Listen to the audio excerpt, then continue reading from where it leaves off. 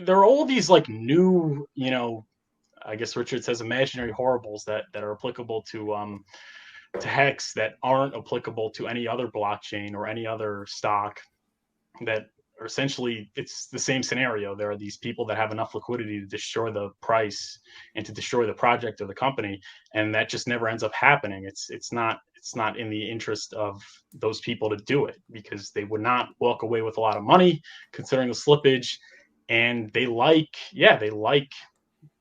having these I mean, it depends. So in the case of stocks, right? Like I said, I used really Warren Buffett as the example. I think he owns 15% of the shares outstanding of Berkshire. He loves Berkshire. Like, yeah, imagine Warren Buffett started, just dumping his shares. Like, obviously the liquidity wouldn't be able to handle it. And just the fact that he's Warren Buffett, he's kind of like the Richard Hart of Berkshire.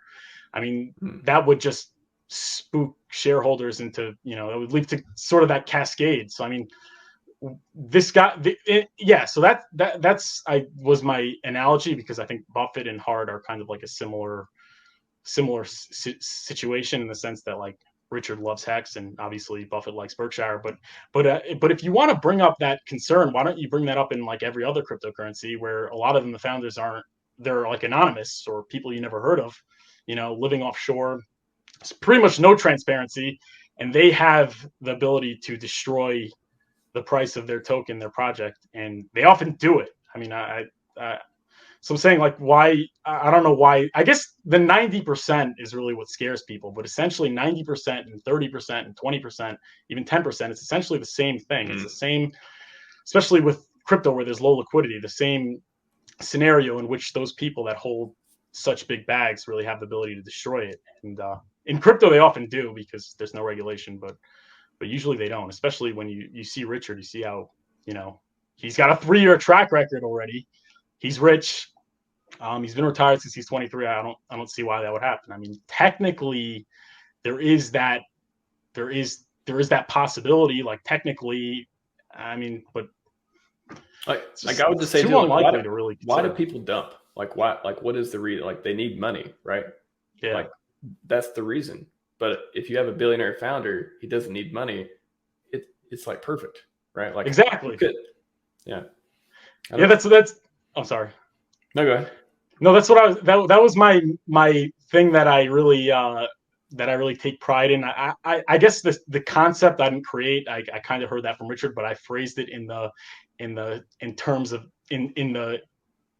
diminishing returns, like meaning the more money you have, the less it's worth to you. So you don't need it as much. Yeah. So like a guy like me, if I was sitting on 20-30% and the price shot up 10,000x, I might even just like say goodbye and never come back. But somebody who already had, like, why? Because I want houses, I want cool cars, I want all those things. But people like Richard, they already have all those things. So what would be their incentive to do that, to destroy the project that's, their lifeline? It really gives them a purpose in life and things like that. That's what's great about HEX also, is that most of these people that get in early, they sell and they really never come back. I mean, they're kind of out. But since in HEX, your first couple stakes, you're probably going to dump, and you might even have enough, of a percentage of the liquidity of the circulating supply to actually cause some slippage. But eventually, you're going to stop doing that or you're going to do it less and less because you don't need it. Like, what do you need now? You already cashed out a couple times. You have so much money, you're probably putting money into like a trust fund or like real estate where you could extract liquidity.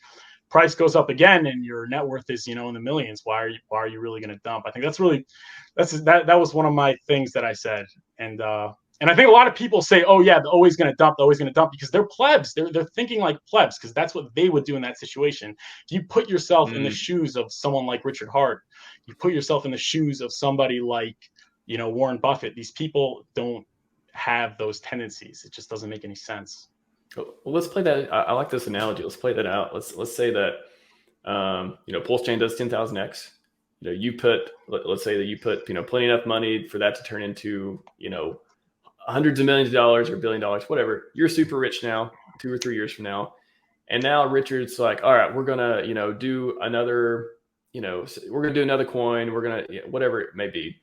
And you're already super rich, but you're like, oh, I'm bored. You know, I want to go into crypto. I want to like have a career here. I want to do that more. I want to go back into it. And you get into the next coin. And again, you're super rich. Do you still think if that next coin went up 10,000x, what kind of motivation do you think, I guess, what would you do in that case? Would you be like, oh, I'm going to dump it all and go, I've already got the island, right? Like, yeah.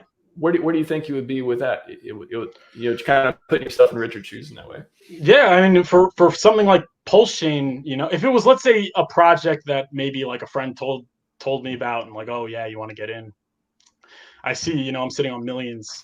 Maybe I'll sell a little bit, but if it's something, the more you're passionate about the project, the more you're passionate about the community and things like that, the less of a tendency you have. I think that's really the way to characterize it.